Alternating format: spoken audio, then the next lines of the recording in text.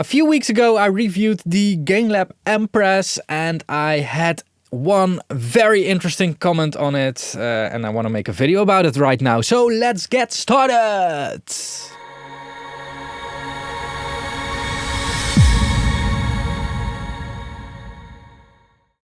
So the comment that I had was, seems like a small EQ and a few decibels of loudness is the magic here. If you matched the curve on ProQ and matched the gain in the DAW, I would put money on there not being any substantial difference. And I responded with challenge accepted. And then I got a comment back, this makes me incredibly happy. So I think this commenter was really interested in this and not trying to attack. But it's still something that is really interesting also to me to figure out. And also there's a certain somebody, I made her buy an Empress. So I hope that I did that right and will, yeah. I just want to know. I just want to know. So what I did is I made a small session with a ProQ in there and I routed the Empress through 2 channels on the RME and I hard bypassed all the other equipment that would normally be in that chain. Literally connecting the XLRs together so that we just have the Empress and no other colors from the analog equipment. How I think I want to do it is I want to create an EQ curve on the Empress and then try to recreate it in ProQ. I think that's the best way to go here. By the way, there is a members exclusive of setting up this whole thing. If you want to see more in depth on how I'm doing things, it's all on the membership pages linked down below as well.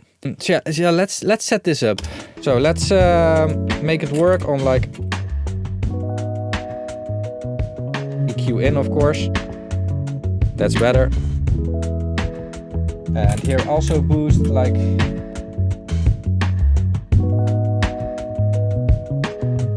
So we really want to use the Pultec features in here. So boost shifting.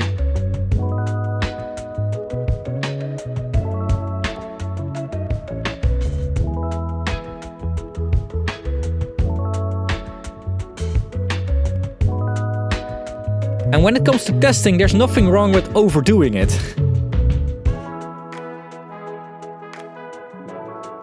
Because I really think that you can detect what is really going on by making things a little bit more extreme.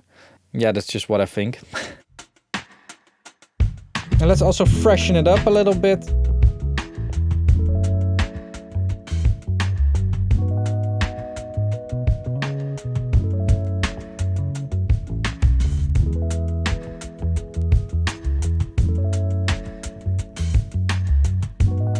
All right.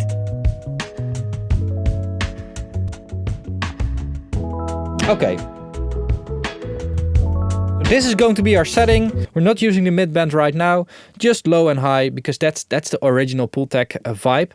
So these are the settings that I'm now going to try to match in a ProQ. So I think they're all bell filters. So we've got 3 bell filters like this. This one should be at 60 Hertz. Yeah, the boost is shifted.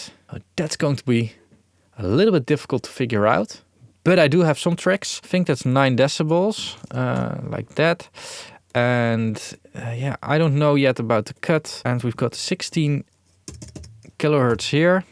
And then also 9 for the boost. And we've got here a cut of -7. Q factor, I don't know. I think the Q factors are pretty broad. It's an analog EQ made with capacitors and inductors. I'm not expecting a lot from those Q factors. But what I'm going to do is I'm going to use a pink noise generator. And I'm going to pan the Empress to the right and the ProQ to the left. And now on my analyzer, it really shows me what is going on and what is going wrong. Something like this. And then a little bit more like this. Okay. And then we've got this here. Okay. So we need to, where do we need to cut? No, a little bit higher, a little bit higher, a little bit broader. All right. All right. Yeah. Like this. A little bit broader, a little bit broader. Okay. Wow. All right. Let's just say that this is roughly the same curve. Let's compare these two together. Let's just see how they sound the same or how they sound different.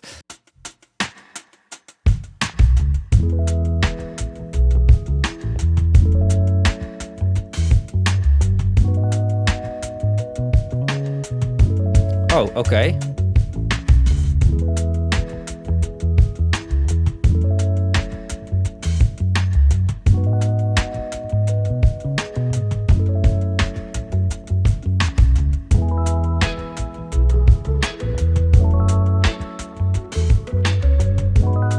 There is a difference. And it's exactly the difference that you can expect. The Empress sounds warmer while the Pro-Q sounds very exact, very like science. Let's duplicate this Pro-Q because the Pro-Q does have an automatic matching feature. Use EQ match like this, paired with external. Yeah, like this. Okay. And now just let it settle. Let it settle for a bit. There's a little bit of latency between the analog and the direct digital signal. So that's why there could be small differences in like these small things. But now it really shows the curve here. And also this drop off at the end, which is basically the anti-aliasing filter on the converter basically. Shall I just do a full match so that it really traces the same curve? I'll do that. Yeah, finish. Now it completely replicates the curve from the Empress. Now let's listen again.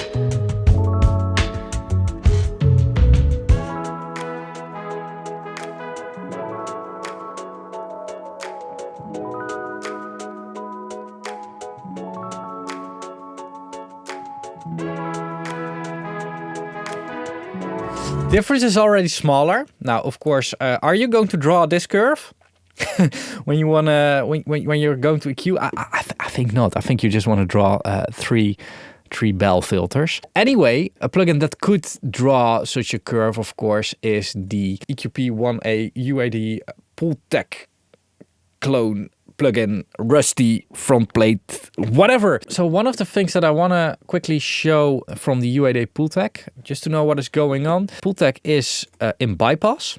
So the whole unit is in bypass here. So now it's on and now it's in bypass. It's on its default 0 dB mark. And we can see that they have basically programmed in about 1 decibel of difference. You can see that here as well. It's also weird that when I switch on the Pultec, that my curve is well basically straighter than when I turn it off. So there's some weird freakiness going on in here. It's really weird. Like, why do they want to do that? So I'm going to gain back the UAD on my fader a little bit so that the comparison is more fair like that. But that's something that I noticed while setting up this video. So let's see if we can match the Pultec and the gain lab unit. We have this thing on 60 hertz here. We got a bit of boost and a bit of cut. So a little bit of boost like this, I think. A little bit of cut like this. Oh, all right. Congratulations. That's already not going to work. Well, one of the reasons to buy a gain lab is because the bands are different. Oh, this seems like it's going to work. I got it set to 60. Interesting to see how the gaining is different, and also how the high frequencies are different as well. Like that filter is just different. Like the lows, I can get them in a straight line, pretty much. And also the output of the UAD is way higher again, so I need to gain it back again. That's also weird. Like it seems as if it boosts overall gain a little bit as well, which is weird. Like if there's some software engineer working at UAD that wants to talk about why this happens, wants to come on my yet to be named podcast, send me an email. Don't leave a comment, because that will be, I probably won't see that. Okay. Yeah, I think this is the maximum I can do. Boosts a little bit more in the highs. Mind you, this thing is, by the way, set to 6 decibels of focus. So we've got 2 or 3 decibels. Ah, that's a little bit too much for a good comparison. I think we then just have to ignore the highs for this. It's interesting that the curves are so different, because it matches better if I set the plugin to 12 kilohertz and the analog unit to 16 kilohertz. That's really weird. Anyway, let's compare this as well. So turn off the noise.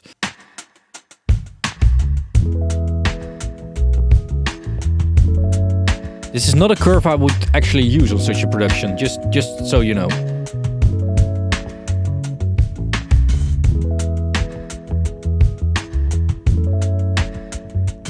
All right. It's not the same.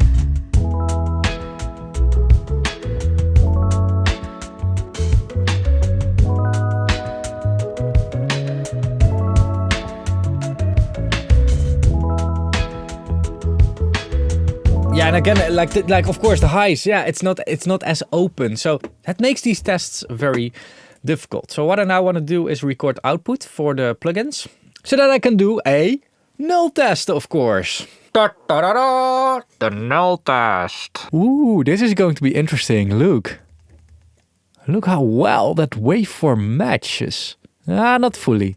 We'll see. Okay, let's first, work backwards from what we did. So we're nulling the Empress against the UAD. Okay, so this could be volume, of course.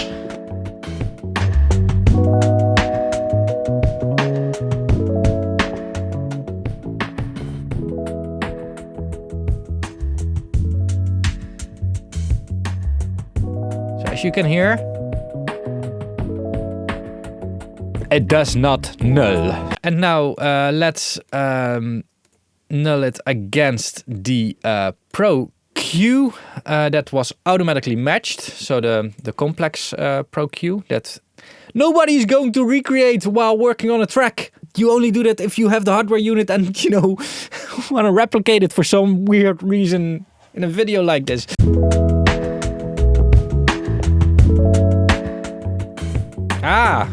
There's some gaining difference. That's interesting. Why would that be? But as you can hear, signal is getting louder again. It's getting quieter.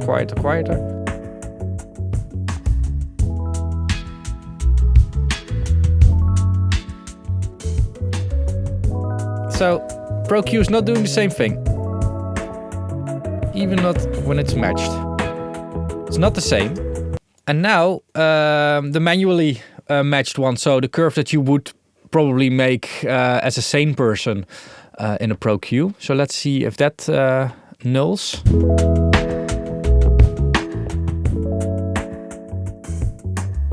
Oh, that seems to null even better.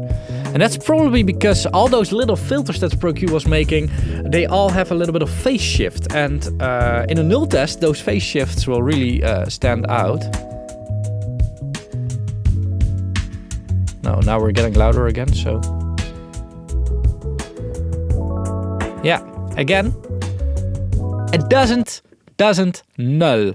Now, the exact reason why it doesn't null, I mean, I can guess it. I think there is a different phase shifting happening between the filters in the Empress and filters in digital plugins. I think the ringing is different in the Empress and the plugins. It doesn't null with the UAD for the same reasons and because I couldn't fully replicate the curves. And I just really think that it's different, that analog is still very valuable. And as you could hear, like it's not the same. It's not the exact same thing. They do not null. I'm happy with that conclusion, because if I could find a null, then I would probably why still use analog then? But there's still something going on in analog equipment that is still not fully understood in digital gear, I think. And what that exact thing is something that I haven't figured out yet. And I actually am talking with a few people about this, because I've seen a few other engineers running into the same weird things as well. like when they do their kind of standardized testing, there are a lot of ways that you can test signal processing with like sine waves, square waves, a lot of things. And in those tests, the things match. When using in practice, the things don't match. So there's something else going on, and I don't know what it is. Maybe it's some spiritual... I don't know. But yeah, the Empress, I'm really happy with that because I bought the thing. But the Empress, has its own sound. Basically what I want to say. The reason why this is... maybe Dan Worrell can explain that. Maybe he can. But only if he wants, of course. So yeah, that's the conclusion. For the disclosure, I made this video because of the comment that I had on the review video of the Empress.